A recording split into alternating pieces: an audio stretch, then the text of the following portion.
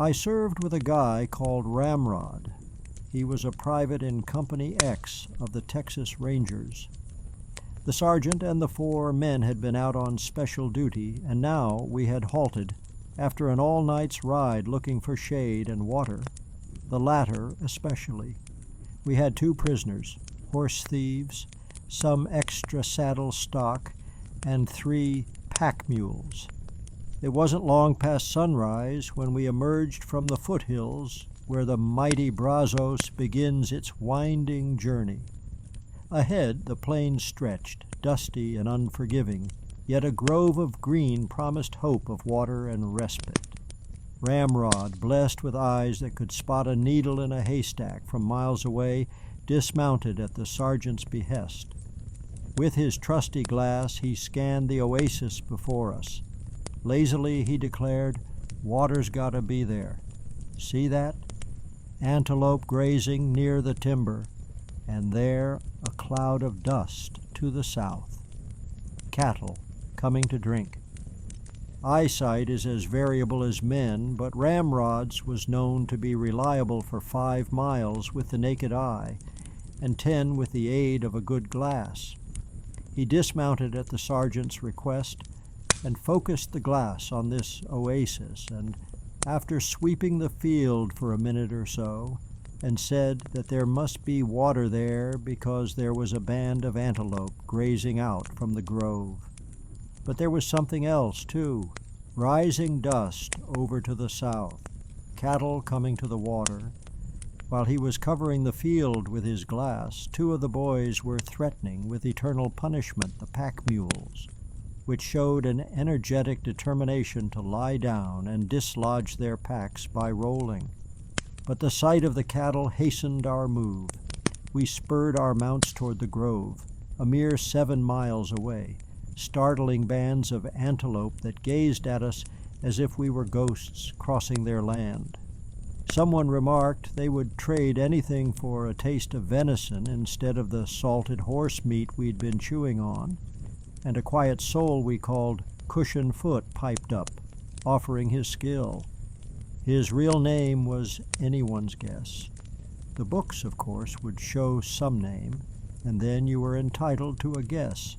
He was as quiet as a mouse, as reliable as he was quiet, and as noiseless in his movements as a snake.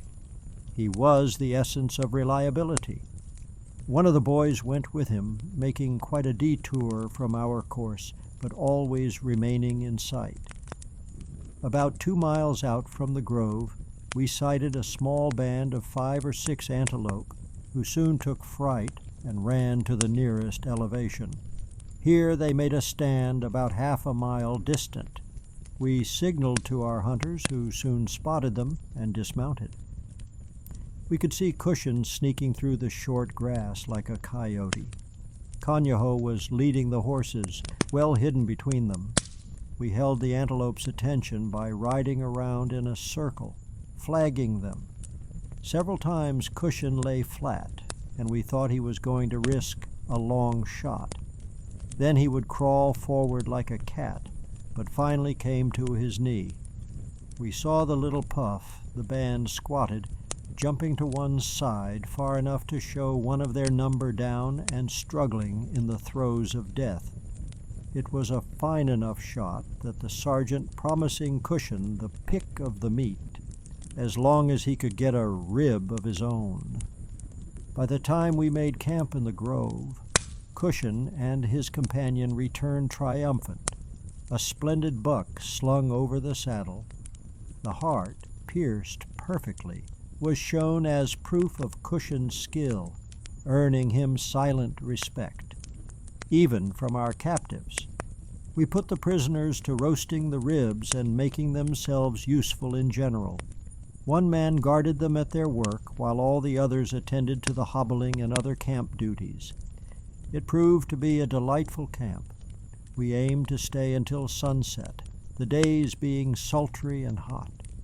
Our appetites were equal to the breakfast, and it was a good one.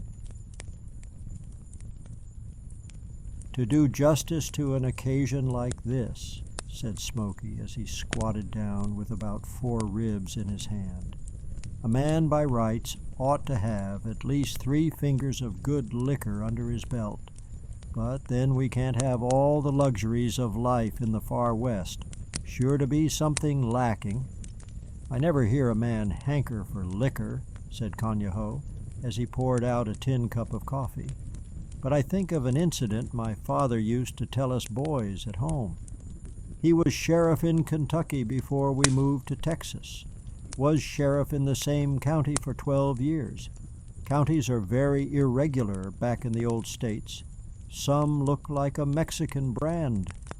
One of the rankest, rabid political admirers my father had lived away out on a spur of this county. He lived a good 30 miles from the county seat. Didn't come to town over twice a year, but he always stopped, generally overnight, at our house. My father wouldn't have it any other way. Talk about thieves being chummy. Why, these 2 we have here couldn't hold a candle to that man and my father. I can see them parting just as distinctly as though it was yesterday. He would always abuse my father for not coming to see him. 'Sam,' he would say to my father, 'why on earth is it that you never come to see me? I've heard of you within 10 miles of my plantation, and you have never shown your face to us once. Do you think we can't entertain you? Why, Sam, I've known you since you weren't big enough to lead a hound dog. I've known you since you weren't knee to a grasshopper.' 'Let me have a word,' my father would put in, for he was very mild in speaking. 'Let me have a word, Joe. I hope you don't think for a moment that I wouldn't like to visit you. Now, do you?' 'No, I don't think so, Sam, but you don't come. That's why I'm complaining.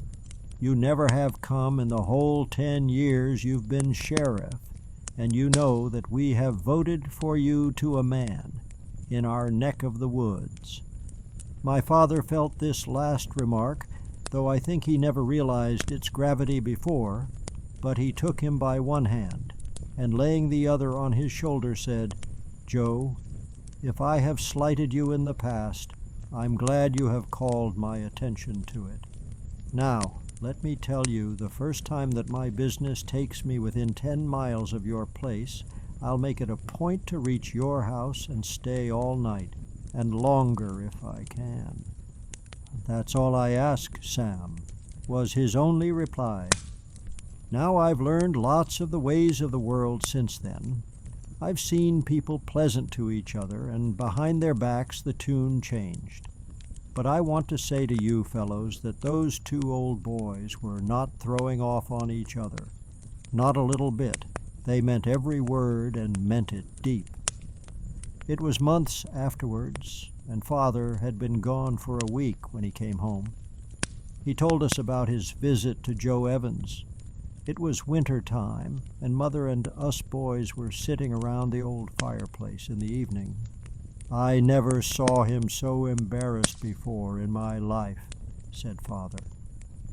He said Joe turned in the path, and there was the most painful look in his face I ever saw as he spoke. Hell no, Sam, there's nothing wrong.